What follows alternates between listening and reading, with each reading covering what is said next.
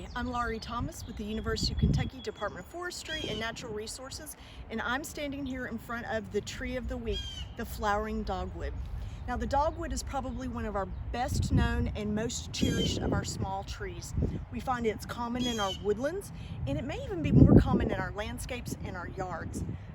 It's native to central and eastern United States. And this smallish tree grows from about 15 to 40 feet tall.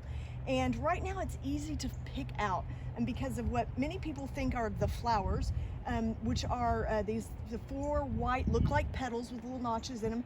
Those aren't actually petals. Those are the bracts or modified leaves of this tree.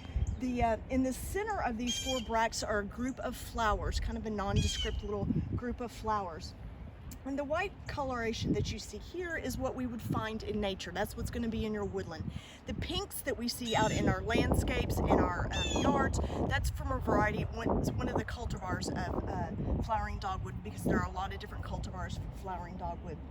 Now, the leaves can also be a good way of identifying a flowering dogwood. These are just now emerging on this tree, and they're kind of oblong, oval in shape, and they're oppositely arranged on the twig, so they're right across from each other, and they have very prominent venation. You'll notice on the midrib, there's that strong midrib down the center, and then all of the veins that kind of curve up towards the top of the leaf make it a good identifying feature.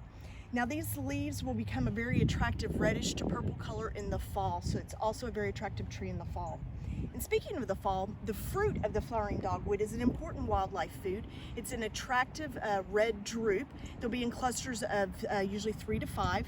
It's shiny, nice bright red, and it's especially enjoyed by birds. There's over 30 different species of birds known to consume flowering dogwood berries. Now, another thing about the flowering dogwood is the wood. So the wood's important. The wood it's a very hard, durable wood, and it's smooth. It's able to take a lot of abrasion, a lot of abuse.